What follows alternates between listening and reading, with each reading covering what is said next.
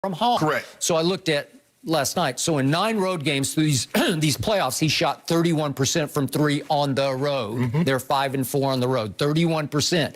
At home, where they're 7-1, excuse me, through the playoffs, he shot 38% from 3. So you can live with that. It's a huge difference. Except the 31 has started to come up because of 2 quarters where he's gone berserk from 3 in 2 quarters. Right. And he looked like a star. Right. He looked like something was happening here where you saw him emerge where he wasn't afraid of no State Farm Arena. All of a sudden, he looked like it was his home away from home. But, Skip, I think the biggest thing is that he doesn't have to defer when Giannis isn't there. Okay, I got it. I get it. I'm number 2, Skip. And so no matter what I do, if Giannis is on the court, Skip, I still got to give him the ball. Even though I still got to give it to him. Well, didn't he look like a pretty good number 1? Yes, yes. And didn't Drew Holiday suddenly look like the all-star that he has been? I know he only made 1, but still, he has star quality about him. And now I'm starting to look at the numbers. No Giannis. Right. Well, he's a different player because on Saturday night, he goes 27, 9, and 9. So he's real close to a triple-double, a big triple-double. And then I look back at Game 5 at home, and he went 25, 6, and 13 assists. Well, he's emerging as a force. Right. As a force. Middleton and Holiday, right before your very eyes, have turned into forces without Giannis. Well, but you're asking an awful lot of Holiday because you're saying, okay, guard one of their better offensive weapons. It was Kyrie, and then maybe it's James Harden. Then we throw you on KD, but we still need to give you those points. But Skip, remember now, those 20 to 25 shots that Giannis normally gets, they got to go somewhere. So now Middleton gets 5 or 6 of those. Okay. Now Holiday gets 5 or 6 of those. Bobby Portis is in the ball game. He gets 7 or 8 of those. Skip, even P.J. Tucker got 10 shots. When last time you saw P.J. Tucker take 10 shots? Okay.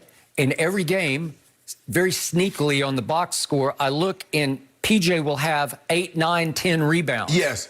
At what do we call? I don't think he's more than like 6'4", 6'5", maybe. He doesn't look 6'5" to me, but he is a wide body. He is stout. He is a bulldog. He will play his tail off. He does. And he'll get you. He'll scratch and claw and get you 8, 9, 10 rebounds. It's a 6-point ball game, Skip. They miss. Okay, we get the rebound. We can cut it to 4. Here come P.J. Tucker out the crowd with the ball. He did. And it was he come out the crowd with the ball. He did, and that's what he does. Right. And you mentioned Bobby Portis.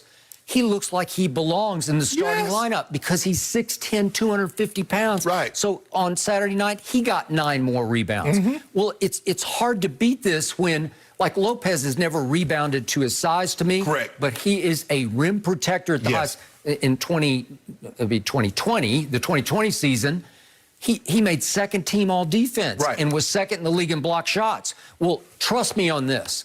Brook Lopez will make life fairly difficult for DeAndre Ayton. Yes. But more difficult than Zubac was able to. You think so? Or the Clippers, because the Clippers finally tried to guard him small. But listen, Brook Lopez is long. He is long, strong, and savvy. He's been doing this for a long time. He will cause him some problems. I tell you what he will do that Zubac couldn't do is that he will force him to come out of that paint because Brook Lopez can shoot the 3. Well, and you got to respect him, Skip. Even though he might not shoot 40%, you still got to respect him out there. So now if we drag Ayton away from the basket, does Middleton now have a better opportunity? Does Holiday have a better opportunity? If and when Giannis comes back, you know Giannis is trying to get to the rim. Well, it's going to be a little bit more difficult if Ayton is standing up under there and you're trying to get to the rim. Okay. So don't underestimate how good defensively they are without Giannis. And I got it. Giannis can just jump out of the gym at whatever, do we call him 6'11", maybe? Yes. And he's long and springy.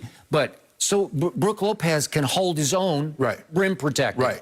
And then when we talk about defending, listen, Chris Middleton can defend like crazy. Like he's a really good on-ball point. They're a good defensive team, Skip. You go P.J. Tucker, just think about their starting lineup normally would be. It would be Giannis, Holiday, Middleton, Tucker. Skip, you got 4 defenders right there. And Lopez, who's been an all-defensive player. So you got all 5 of your starters can guard. Okay, so all of a sudden, it's not like you lose on defense all that much without Giannis. No. You're still high quality. Right. And I don't know, I wouldn't call Portis a great defender, but he's just a physical presence. He will assert his... He's 6'10", he's long. He is long. And then Connaughton comes off the bench, and Teague had like out of nowhere, had a nice run late in the game. We know what he's been doing. And then Bryn Forbes can shoot threes. Right. So I do like their team enough without Giannis that now the pressure is all on the home team to me, because these guys are just free shooting it now. Right. Well, nobody's going to expect them. What are they? I think they're 5.5-point underdogs for game one tomorrow night. Well, I do like their chances to win one of these games, because we saw what they did on the road at Atlanta. Right. And I'm not saying Atlanta is as good as Phoenix, because it's not. Right. And obviously, Trey was hurt. We're going to talk about Trey in just a couple of minutes here. But the point is, I do think they're united enough as a team. The ball moves better without Giannis. It does. That they're going to cause different problems for Phoenix enough. They're going to win one of these games at Phoenix. Let me tell you why I don't trust Milwaukee. Is the very thing that allowed the Hawks to get back in this ball game when they were down 20-22, because they come down and jack up a bunch of threes. Yeah. The ball game, Skip, that ball game was well in hand. And then here come Holiday, jacks up 3 threes in a row. Yeah. And then you get Middleton jacking up a couple of threes. He went 0 for 4 in the fourth quarter. He also made his free throws. Right. Did he make 6 free throws out of 6 in the fourth quarter? So that sort of kept him at bay. And you know the three-point shot, Skip, will allow you to get back in ball games, because we've seen teams have 20-point leads and all of a sudden lose the ball game. We saw the Sixers lose a 26-point lead, an 18-point lead. So we've seen big leads blown. Utah had a big lead on the Clippers, and the three-point shot gets you back into the ball game. So you start jacking up threes. You allow the opposing team to get back into the ball game. So that's why I don't really trust Milwaukee, because I've watched them on several occasions dominate the paint, get 65, 68 points in the paint, and somehow still manage to shoot 36 threes. I'm like, how? Why would you want to do that? Analytics. Okay. No, seriously, that's just how they built the team, and so they say that's what we do, and I think they're encouraged to do that. And if they go cold, they go south. I like the analytics of the Suns. Yeah. Chris Paul says, you know what, I can shoot the three, but if I can get to this mid-range, I'm fine. Devin Booker says, you know what, I mean, they got a handful of guys. Obviously, a Crowder hangs out around the three-point line, Mikal Bridges. But Skip, if you got a 20-point lead and I can take 2 dribbles and instead of having a 22-foot three, have a 14-foot two, why not? I hear you, which brings us to a guy who doesn't shoot many threes, Chris Paul. I'm going to say this one more time. The more I sleep on it, the more I think about it.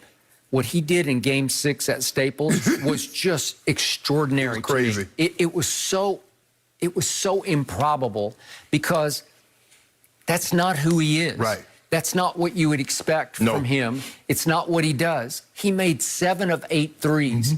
It's impossible. So if you think back to his playoff run, he busts up his shoulder against the Lakers, and it looked like he couldn't even dribble with his right hand. Right, he couldn't. Then he gets COVID. I have no idea if it took anything out of him at all. They said he didn't have any symptoms, so maybe not. But then it looked like it took something out over the first couple of games. The first couple of games. Well, even on just fitness level, whatever. But then, weirdly, now he's saying he tore some ligaments in his shooting hand. I don't know where, how, when, but that's what he said. And if Chris Paul says he has torn, I believe him. Right. And he says he's managing it. The rest, the time off has been great for him. But think about how unlikely it was for him to go off in Game 6 that way at Staples. Remember, once they cut it down to, what did they get it to? 7. They got it to 7 with maybe a couple of minutes left in the third. He scores 27 points the rest of the way, late third through the fourth. I think he went on a personal 8-0 run to get it back to 15 and make Ty Lue call another timeout. Skip, I think the thing is, though, I believe Holiday and Middleton will need to be more efficient than what they were in the Atlanta series. Sure. I don't believe you can shoot 10 of 25 or shoot, 9 of 24 and beat the Phoenix Suns. Okay. But I do think they're equipped to defend Chris and Book. Yeah. Right? I'm anxious to see the matchup. Do they take Holiday and put him on Booker, or do they take Holiday and put him on Chris Paul and leave Middleton on Booker? I would think Holiday on Chris. That's what, because he's the smaller, shiftier player. Put Middleton on Book? Yeah. So what do you do with Tuck? I don't know. You just have to mix and match, but he may be able to take some turns on Devin Booker. Right. Definitely. Yeah.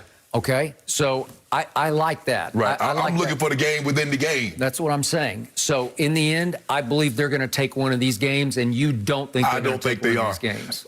Skip, Brook Lopez is going to have to be on his best behavior, because DeAndre Ayton is playing out of his mind. Yes, I agree. Brook Lopez has been here and done all this. I mean, he's been around a long time. He's 33 years of age, and he's made an all-star team.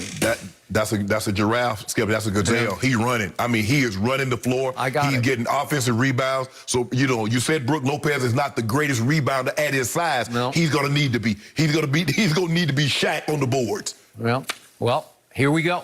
We're going to take a step away quickly right now to not talk about the finals. We'll get way back to it. But should LeBron have confronted an in-game announcer over the weekend? This is interesting. I'm curious for your thoughts. And does Trae Young get a pass for his bad shooting because of that ankle? All coming up, packed, Undisputed.